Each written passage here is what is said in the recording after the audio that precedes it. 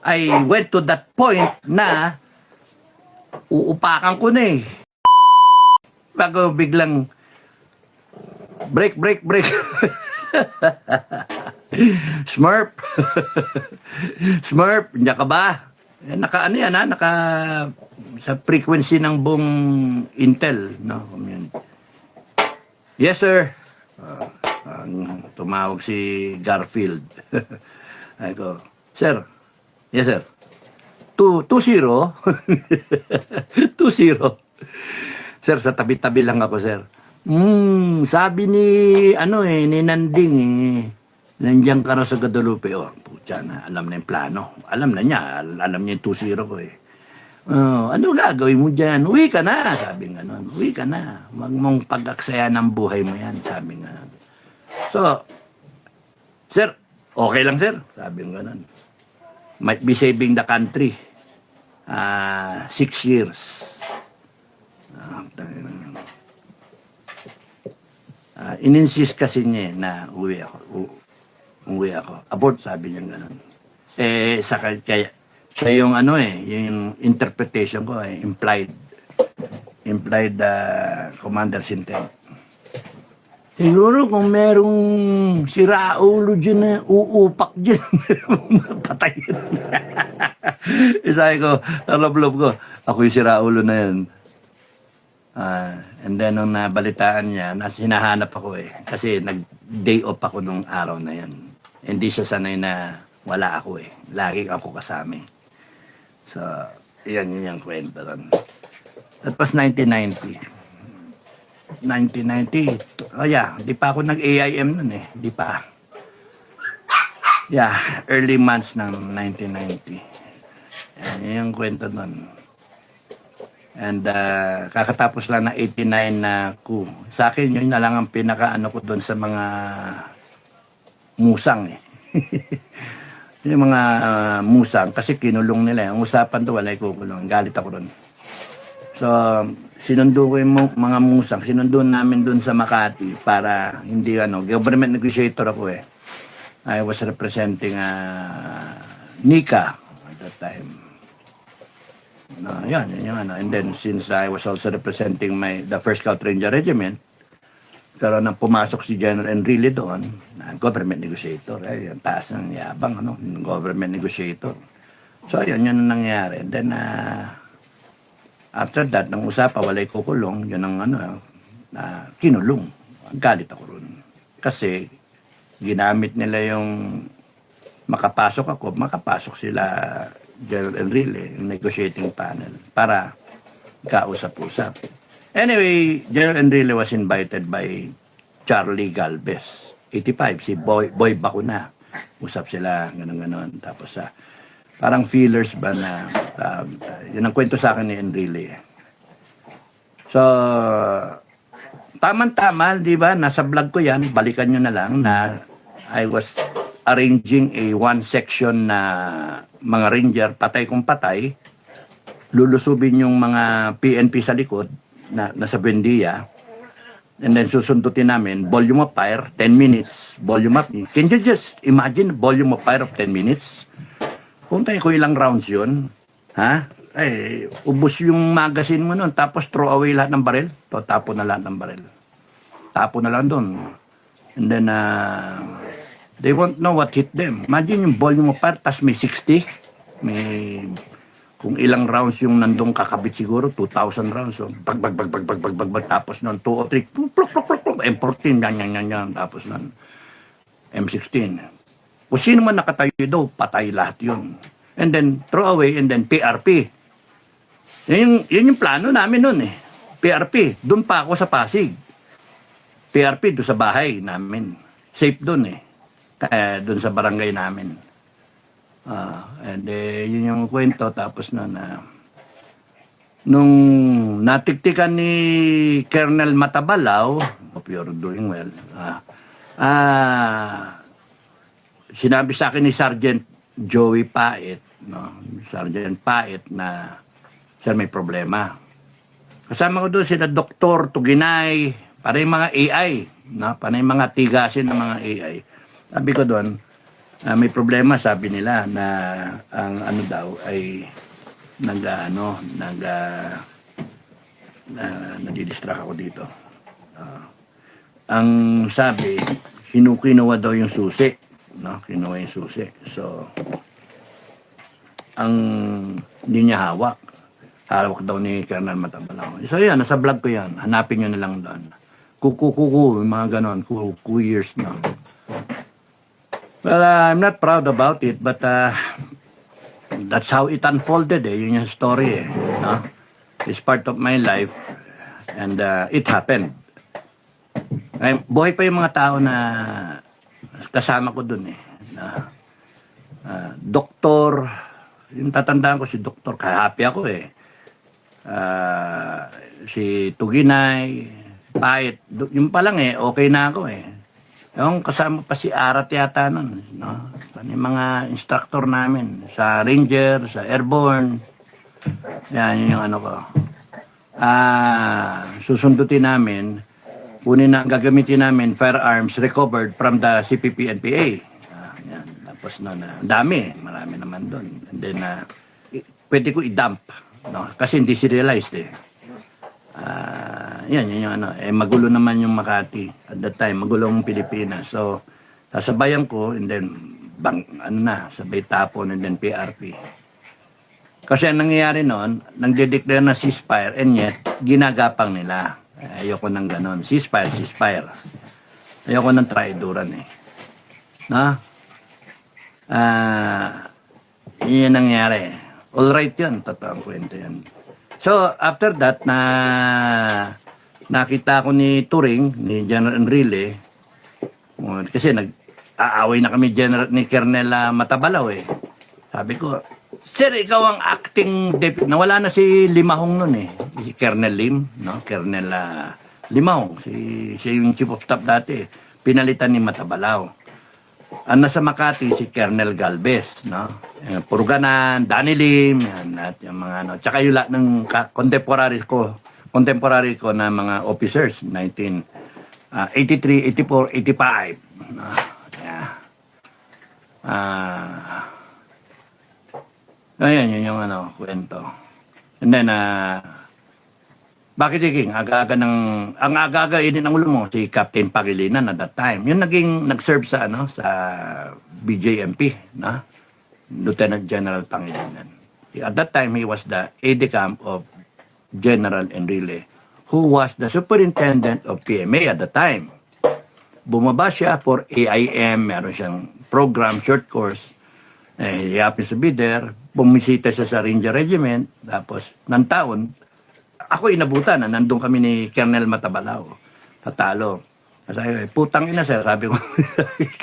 Ganon kami. Poster brother ko kasi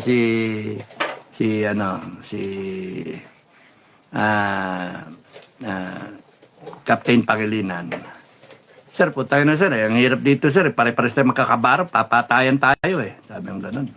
Wala man lang daming general. Wala man lang bayag. May bayag Sabi ko ganon. At parang ngayon Dami-dami general. Lalakasan ko Dami-dami general, parang walang may bayag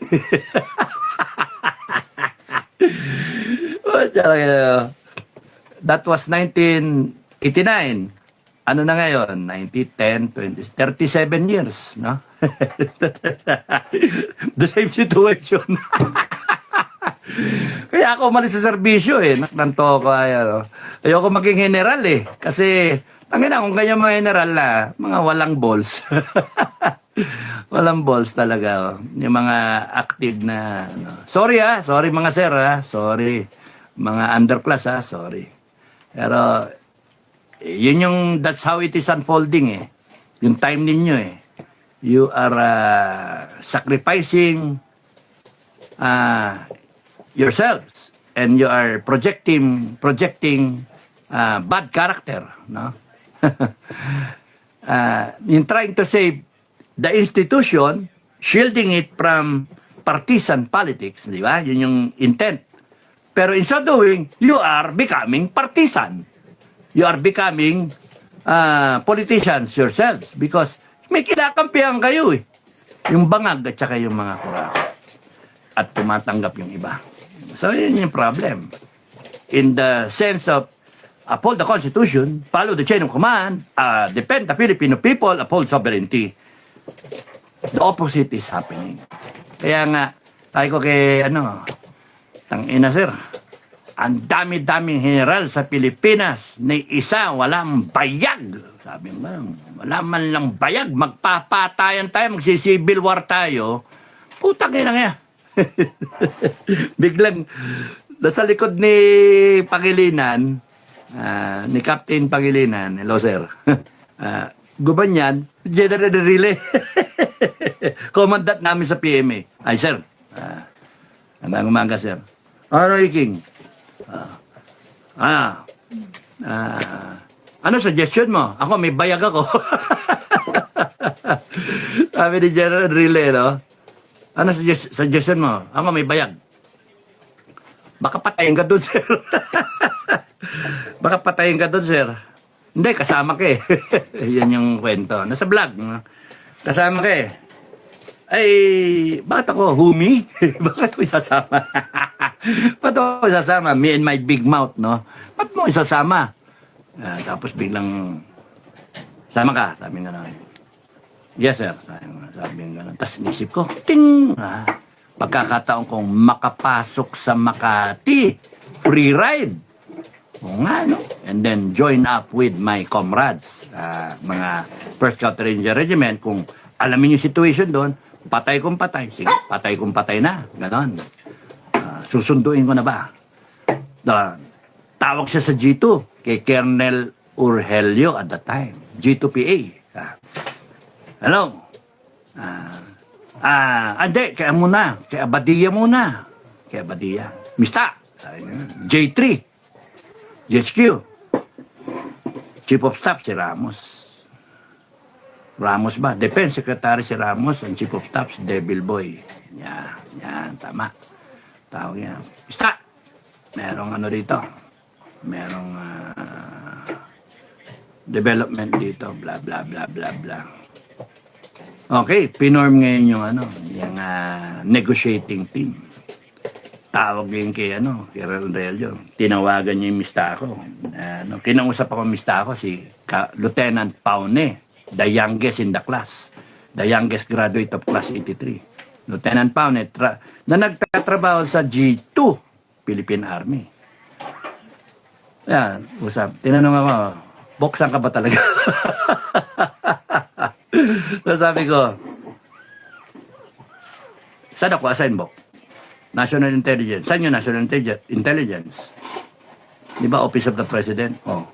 Di pa ba malinaw yun? Eh, ikaw, saan ka? Saan ka talaga? Siyempre naman, Bok. Doon tayo sa gobyerno, kay Cory tayo. Ay, naman pala eh.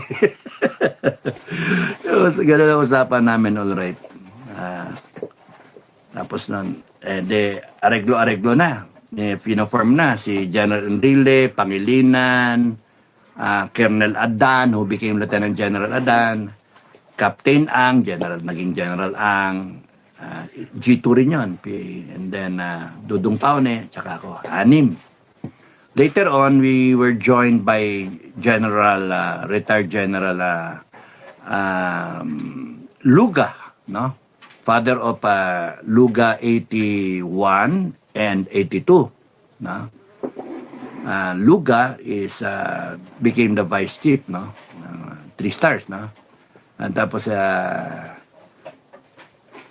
yan yung I replaced Luga, General Luga, dun kay Pilipino, CGPA at that time. Ako naman, tinanggap ko yung trabaho kasi inisip ko, okay ito. Panay patrolya kasi sa first company, sa Cagayan Valley, striker nila Colonel Aguinaldo, kasama sila Captain De Tabali, Captain Pabustan, second company, Mistaco, Bert Caldeo,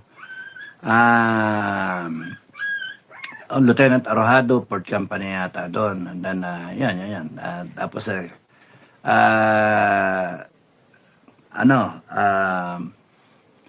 nagkaroon ng, sabi ko, bumaba lang ako para mag-ayos ng radyo eh. Papaayos ko lang yung radyo sa Betronics kasi marami kaming unserviceable na mga radyo. So, papaayos ko. kung pwedeng isalvage yung iba for spare parts, gano'n. So to get it, because we intend na ubusin talaga yung mga rebelde doon sa Cagayan. Running for best company and first company at that time. Galing ako sa 6 company sa Davao. Nag-ranger schooling ako sa abroad, sa US, and then pagbalik ko, nandito na yung kumpanya, pinull out from Davao, magre-retraining, and then ayoko ma-assign sa Magsaysay to become instructor, ayoko nun. Sabi ko, capitalize on my being young, and then mapusok, mainit. Pa-assign ako sa field ulit. Pinalitan ko yung mista ko. Nasa vlog lahat yan. Pinalitan ko si then Lieutenant Kidilla, who became Lieutenant General Kidilla, no? Andy Kidilla. Most improved kasi magbi-British Commando siya. Hindi siya matoka-toka kasi nandun sa field total galing na ako sa abroad. Sabi ko, Bok, palitan kita, tama-tama kasi gusto ko lumabas, gusto ko mag-field duty ulit. Palitan kami, sabi ko, pirmahan na lang tayo sa mga supplies. All rightan na lang kami. Siya papalitan niya ako sa 6 company, papalitan ko siya sa first company, all rightan na lang tayo, Bok. Wala nang tingin-tingin. Lahat ng, parang all right for loss equipment ba? Ginagawa namin sa PMA, every year may ganon. All right for loss equipment. So, may nawawala bang baril? May pistol, tinangay ng upper class 78. Merong nawawalang mahabang baril. Pinirmahan ko lahat yun. Tapos sinabi ko rin sa kanya, dito sa 6 company, yun nga, may nawawala na mga, ganun din, tinangay din ng class 78 na baril. So, nagpalitan lang kami, accountability. Pero yung akin kasi binukod ko na nakahiwalay na, for dropping na. Nireklamo ko na kay Colonel Lim yun Siya, alam ka naman, takay-takay namin yung accountability ng iba. Sabi ng ganun. Pa-drop natin, sir. Sila ang habulin nyo, hindi kami. Sabi ng ganun. Baka kasalanan ba namin yan? Umalis sila, wala pa kami dyan Tapos nun dumating kami, pumirma kami. Kami ngayon yung accountable. Paano kami mapopromote niyan? So, idadrop na lang na lahat sa kudeta. Idadrop na lang lahat sa nawala sa kudeta. Nagto ko Sorry hindi dapat masabi yan. But anyway, ganun yung yun yung kwento. Yeah.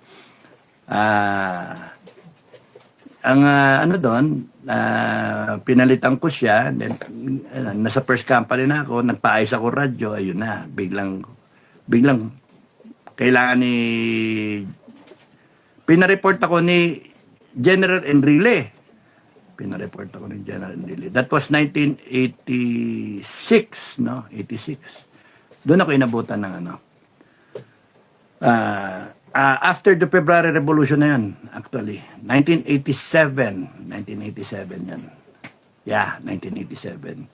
February Revolution, first company ako Tapos noon, 87, mag-aayos lang ako ng radyo. Pinapunta ako sa ni General Enrile, kinausap ako. Meron 5 pangalan.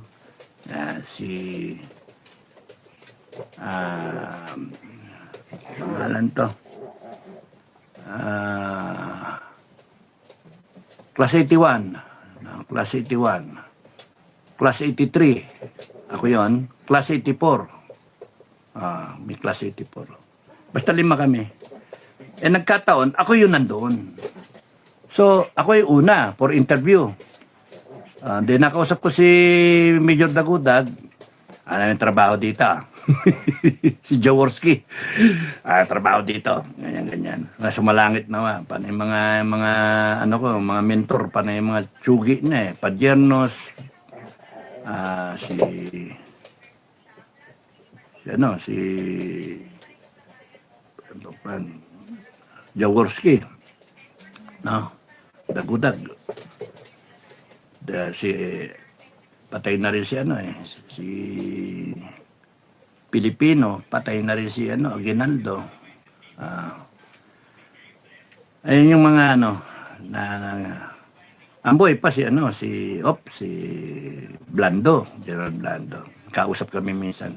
Hindi pa kita napuntahan, sir Sensor muna. Pagka may time, pupuntahan kita. Tapos Yung ano, katuwaan lang na sabi sa akin, kailangan daw ng aid eh. They want to become an aid camp. Sir,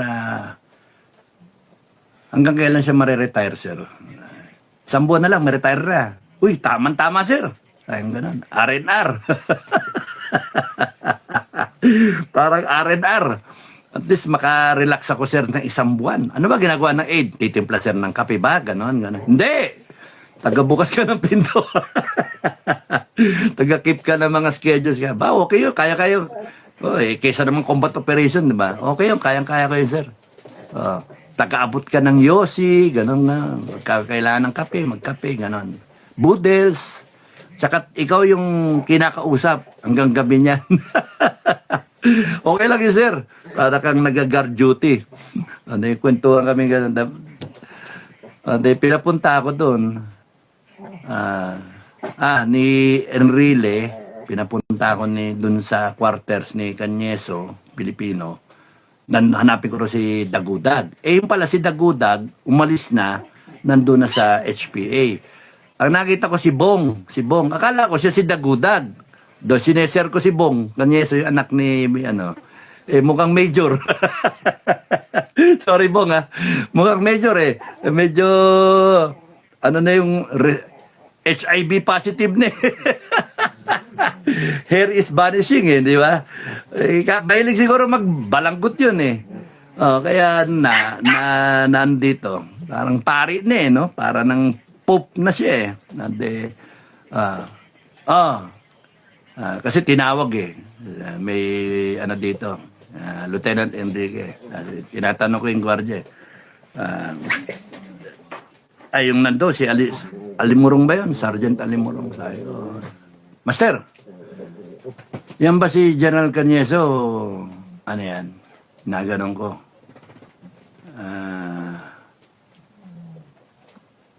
okay ba yan? Hindi ba yan shabby? Hindi ba yan magan? Kung ano tinanong ko parang upper class ba na Hindi, mabait, sabi nga. Yung pala si Canyeso na yun. Sabi ko, tartado to, bakit hindi? Loko-loko to, hindi man lang nagsasaya ng sapatos. Master Sergeant tapos medyo mataba na. Hindi man lang mag-ayos ng ng uniforme, sayang ganun. Wala man lang pangalan. Lagi-lagi to, wow. Lumabas si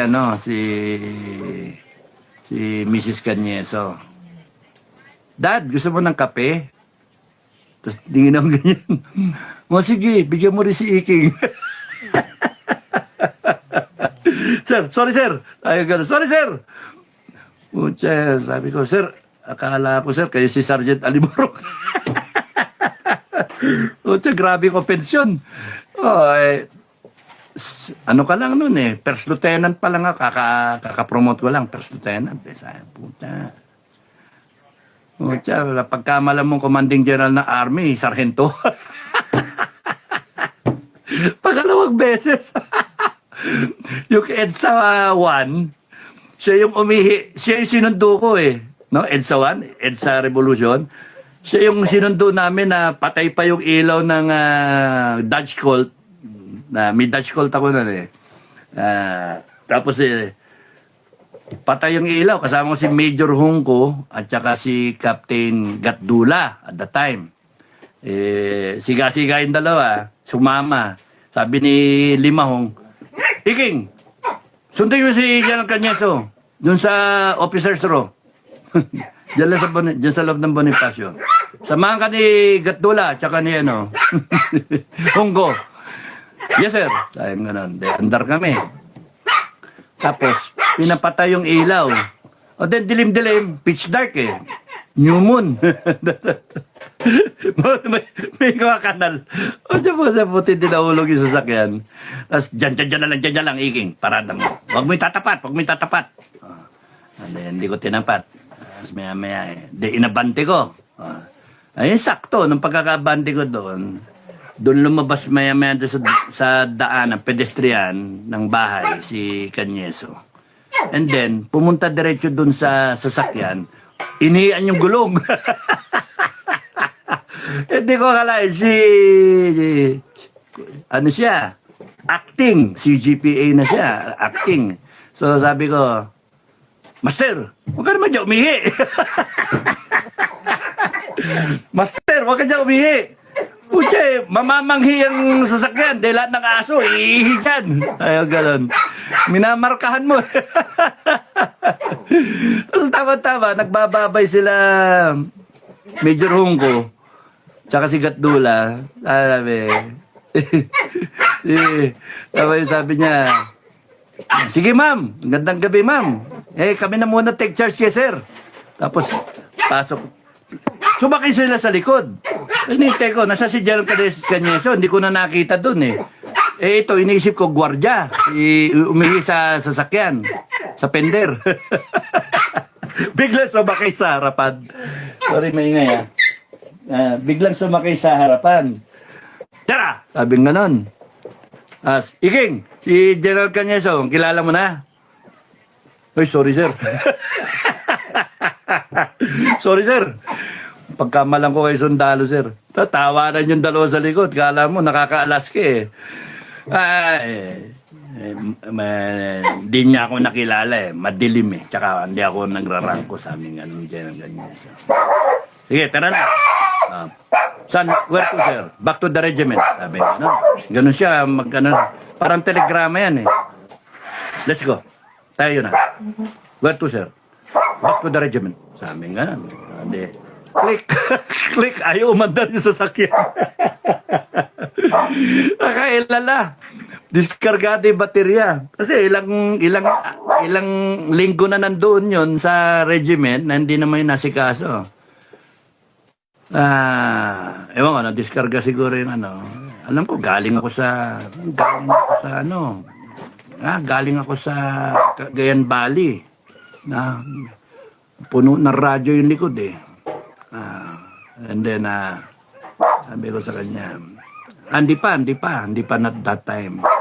February Revolution yon. So, pinarada ko lang doon para magmanman. And then, tingin tayo. Ay ko, sir, and then, nag-comment siya. Lentek. Baka tapos na ang revolusyon, nandito pa tayo. Ay ko, sir, huwag kang ingay. Magtatampo yan.